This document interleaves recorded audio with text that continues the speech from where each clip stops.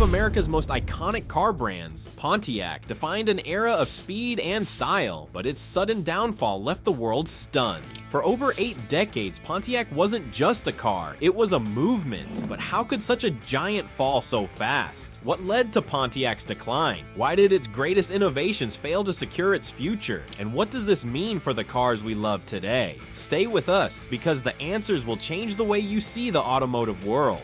Humble beginnings. What if I told you that one of the most iconic car brands in American history began with a buggy company? It sounds improbable, but that's exactly where Pontiac's story starts. In the late 19th century, Edward Murphy founded the Pontiac Buggy Company in Michigan. His products were not flashy or innovative, just simple, reliable horse-drawn carriages that met the needs of the time. But Murphy had a vision. He believed the future wasn't in horses, but in horseless carriages, and that conviction led to the creation of the Oakland Motor Car Company in 1907. The journey was anything but smooth. Oakland's first vehicle, a 2-cylinder car designed by Cadillac alum Allinson Brush, was a commercial flop plagued by mechanical issues and weak performance. By all accounts, Oakland should have faded into obscurity, but Edward Murphy wasn't a man to give up easily. He pivoted, introducing a new 4-cylinder engine that quickly gained attention. This bold move caught the eye of General Motors, which was in the midst of consolidating smaller car companies to create an automotive powerhouse. In 1901, Oakland became a division of General Motors, securing its survival. Sadly, Murphy didn't live to see his company's first major success. He passed away just months before the acquisition. Still, his determination and foresight laid the foundation for what was to come. The newly minted Oakland division continued to churn out reliable vehicles, but something was missing. It wasn't until the 1920s that the seeds of Pontiac were sown.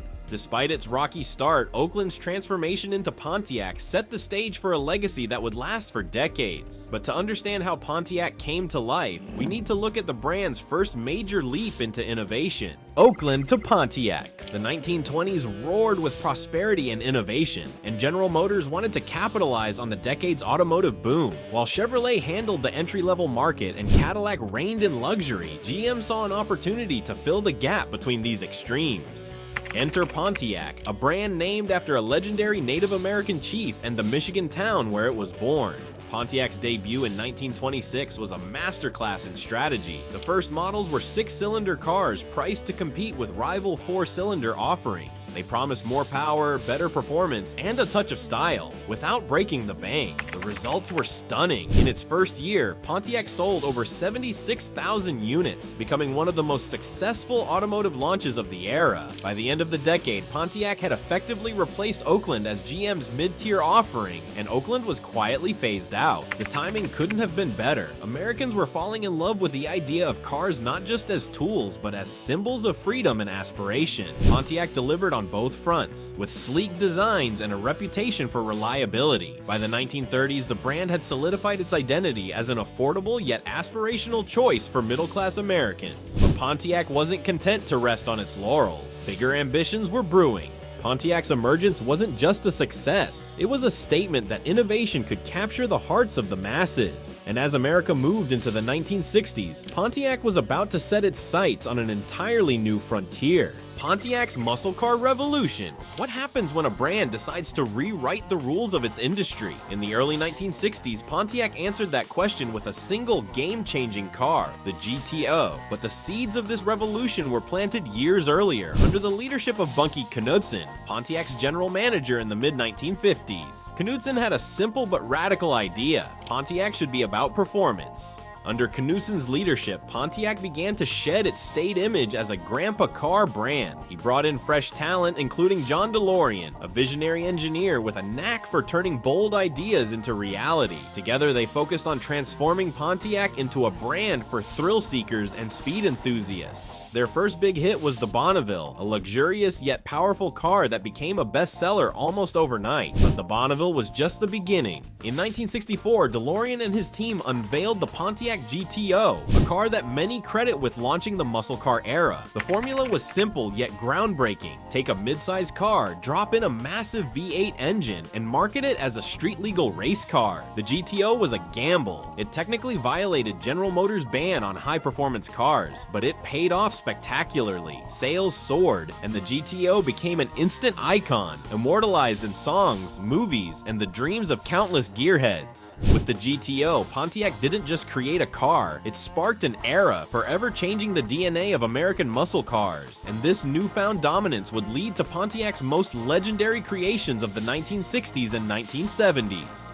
Iconic hits of the 60s and 70s. By the late 1960s, Pontiac was riding high. The GTO had paved the way for other performance-focused models, including the Firebird and its high-performance sibling, the Trans Am. These cars weren't just fast, they were cool. The Firebird's sleek, aggressive design made it an instant hit, while the Trans Am, with its bold, screaming chicken hood decal, became a symbol of rebellious fun. Pontiac's cars didn't just capture the public's imagination, they became cultural icons. Nowhere was this more evident than in Smokey and the Bandit, the 1977 box office smash that turned the Trans Am into a star in its own right. Burt Reynolds may have stolen the show with his charisma, but the car was the film's real heartthrob. The Trans Am wasn't just a vehicle, it was a character, embodying the spirit of adventure and defiance that Pontiac had come to represent. The 70s also saw Pontiac experimenting with innovation. The brand introduced turbocharged engines and aerodynamic designs long before they became industry standards. Cars like the Grand Prix and the Ventura offered a blend of luxury and performance, ensuring that Pontiac appealed to a wide range of buyers. By the end of the decade, Pontiac had cemented its reputation as GM's excitement division. Pontiac wasn't just a car company in the 1970s, it was a lifestyle, a symbol of freedom and a testament to American ingenuity. But as the excitement peaked, darker times loomed on the horizon, threatening to shake Pontiac's foundation. If this dive into Pontiac's rise and fall had you reminiscing or thinking about the future of cars, show your support by hitting that like button. The Pinnacle of Performance. Imagine walking into a dealership in the mid-1970s and seeing a car that felt like it was plucked straight out of a movie. That was the Pontiac Trans Am, with its bold design, muscular stance, and the now legendary screaming chicken decal on the hood. The Trans Am captured the essence of American automotive culture. It was fast, unapologetically loud, and oozes charisma. By this point, Pontiac was at the top of its game. The 1970s were Pontiac's golden years, with the Firebird and Trans Am leading the charge. The second generation of the Firebird, introduced in 1970, elevated the brand to new heights. It wasn't just a car, it was a statement. Under the hood, you could get a 6.6-liter V8 engine that produced over 300 horsepower. On the outside, the aerodynamic lines and bold styling gave it a personality all its own. By 1973, Pontiac introduced the Super Duty 455, a high-performance engine that was one of the most powerful of its time. But Pontiac wasn't just about raw speed. The Grand Prix, with its long hood and luxury features, became another staple of the lineup. It was a car that married performance with sophistication, offering drivers the best of both worlds. Pontiac's "wider is better" mantra resonated with buyers, as the brand offered vehicles that handled better, looked sharper, and performed like champions. In the 1970s, Pontiac wasn't just selling cars, it was selling dreams, cementing its place in pop culture history. However, the world was changing, and Pontiac would soon face challenges it hadn't prepared for. The oil crisis and the fallout. The Arab oil embargo of 1973 sent shockwaves through the automotive industry. Suddenly, big V8 engines and gas-guzzling muscle cars were no longer in demand. Fuel economy became a top priority for consumers, and Pontiac, with its lineup of high-performance vehicles, found itself in an awkward position. Pontiac responded by trying to pivot. The compact Pontiac Ventura was introduced as an affordable and fuel-efficient option, but it lacked the excitement the brand was known for. Meanwhile, the Firebird and Trans Am were forced to adapt, with engines detuned to meet new emission standards and fuel efficiency demands. While these cars still looked the part, enthusiasts lamented the loss of the raw power that had defined the muscle car era. The 1970s marked the beginning of Pontiac's identity crisis. The brand struggled to balance its heritage of performance with the new realities of the market. Cars like the Grand Am and Le Mans tried to fill the gap, offering a mix of practicality and style, but they lacked the distinctiveness that had once set Pontiac apart. Even in the face of adversity, Pontiac managed to keep its loyal fan base engaged, but cracks in the foundation were beginning to show. As the 1980s rolled around, Pontiac aimed to reinvent itself once again. But would it be enough? Reinvention in the 80s. The 1980s were a decade of reinvention for Pontiac. Under increasing pressure to modernize and remain competitive, the brand introduced a new wave of vehicles aimed at capturing a younger, more diverse audience. The centerpiece of this transformation was the Pontiac Fiero, the brand's first mid-engined two-seat sports car.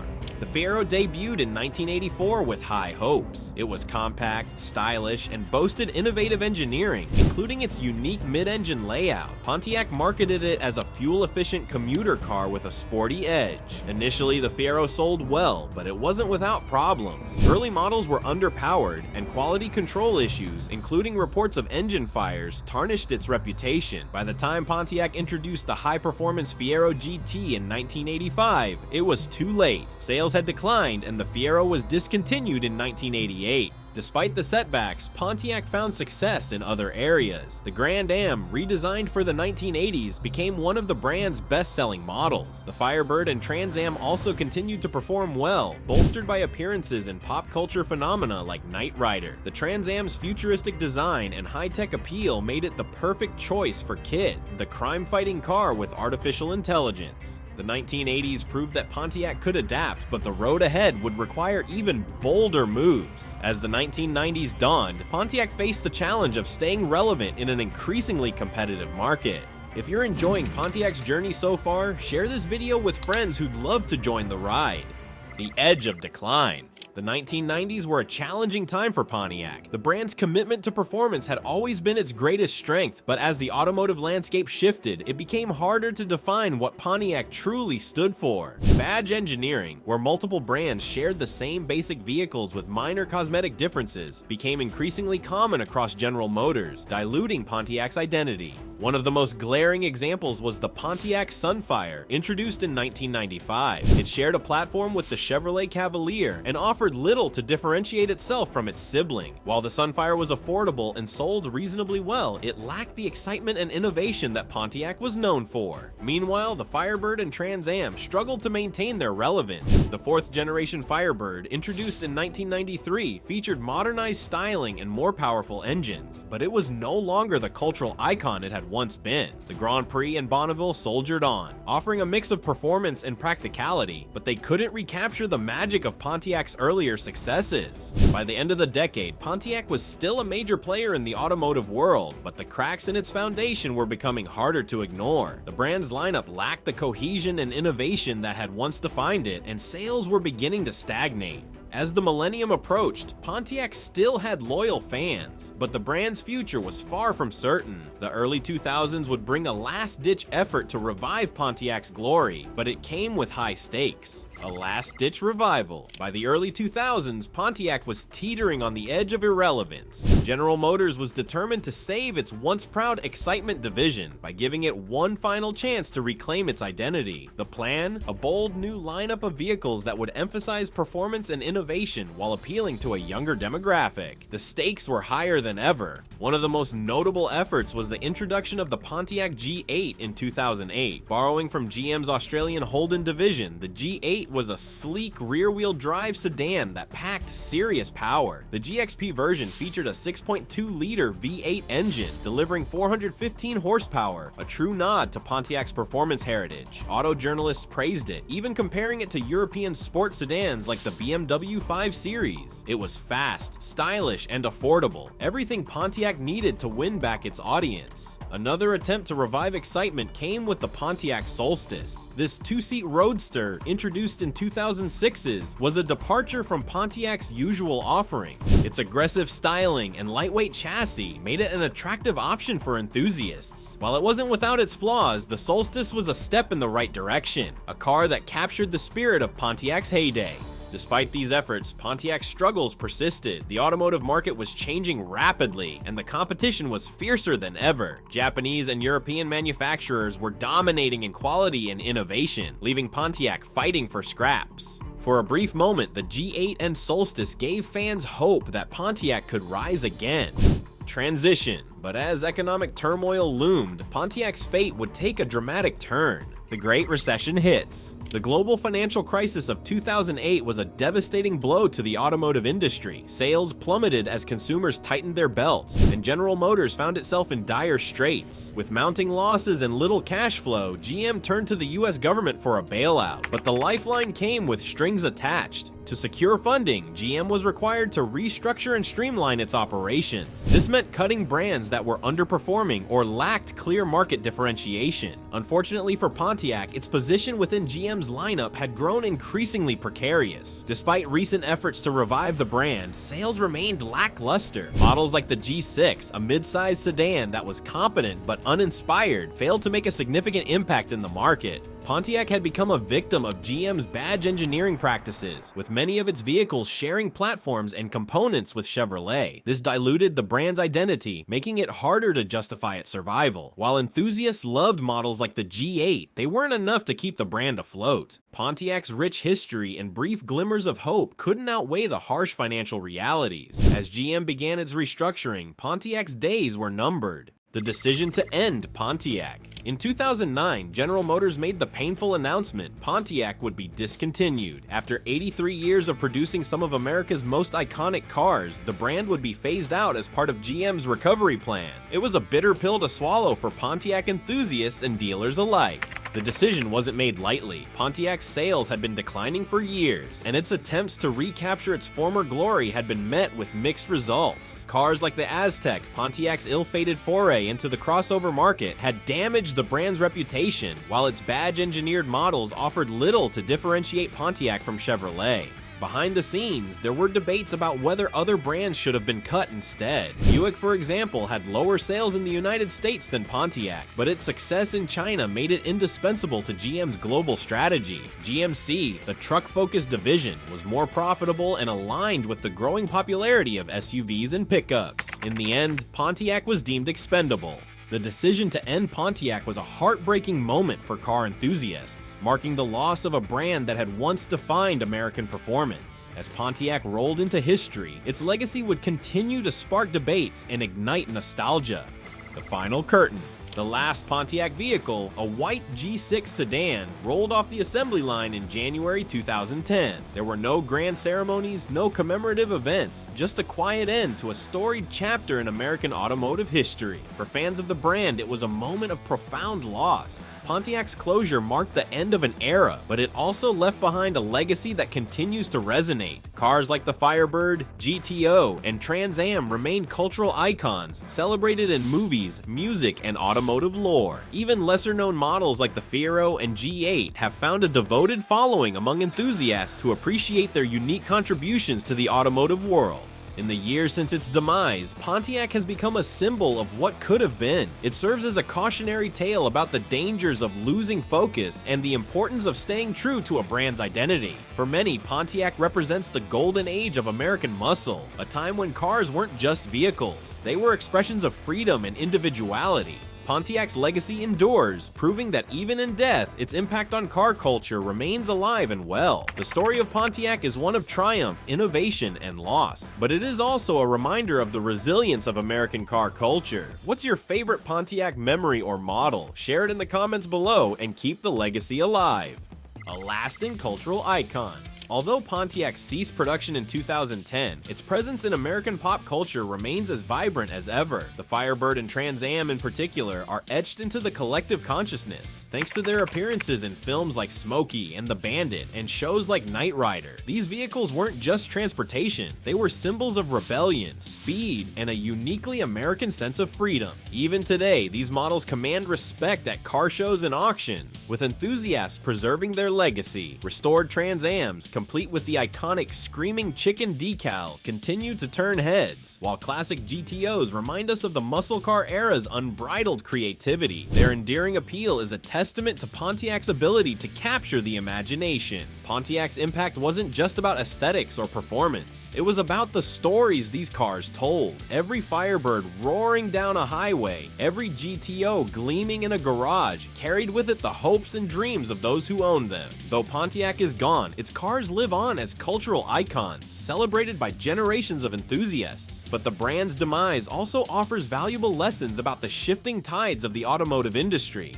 The cost of losing identity. Pontiac's downfall wasn't solely due to external factors like economic crises or changing consumer preferences. A significant part of the blame lies in the brand's gradual loss of identity. In its prime, Pontiac was synonymous with performance and excitement, offering vehicles that felt distinct and daring. But over time, GM's reliance on badge engineering diluted that uniqueness. Take the Sunfire for example, a rebadged Chevrolet Cavalier that lacked the flair consumers expected from Pontiac, or the Aztek, a vehicle that, despite its practicality, became a symbol of design by committee. These cars failed to resonate with buyers who remembered the glory days of the Firebird and GTO. The lesson is clear. When a brand loses sight of what makes it special, it risks alienating its core audience. Pontiac's attempt to be everything to everyone ultimately led to its undoing, a cautionary tale for automakers navigating a competitive landscape. Pontiac's struggles highlight the importance of staying true to a brand's essence, even in the face of changing markets. As the automotive world evolves, Pontiac's story offers guidance for those looking to innovate without losing their way.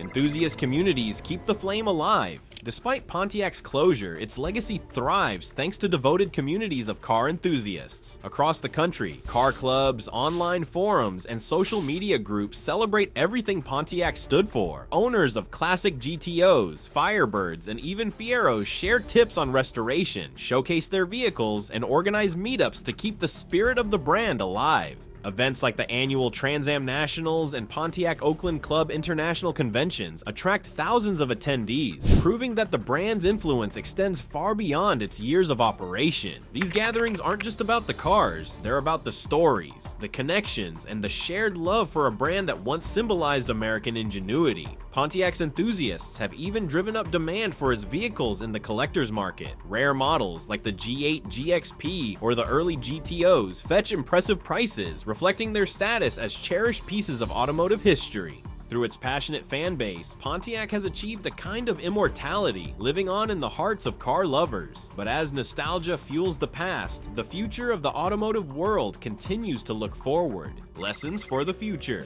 The demise of Pontiac offers critical lessons for the automotive industry as it navigates an era of electrification, automation, and sustainability. As car manufacturers pivot to meet new demands, the importance of brand identity cannot be overstated. Consumers crave authenticity, and successful brands are those that balance innovation with their heritage. Imagine what Pontiac might have become if it had survived into the modern era. Could it have embraced the electric revolution with the same boldness that defined its muscle cars? Would it have reimagined the Firebird as a cutting-edge EV, combining performance with sustainability? These are questions that haunt enthusiasts and automakers alike. While Pontiac's fate was sealed by a combination of internal missteps and external pressures, its story serves as a beacon for today's car makers. The automotive world is shifting once again, and brands that learn from Pontiac's triumphs and failures have the potential to thrive. Pontiac's death wasn't just the end of a brand, it was the end of an era. But as the industry moves forward, its lessons endure, reminding us that cars are more than just machines. They're symbols of ambition, creativity, and a passion for the open road.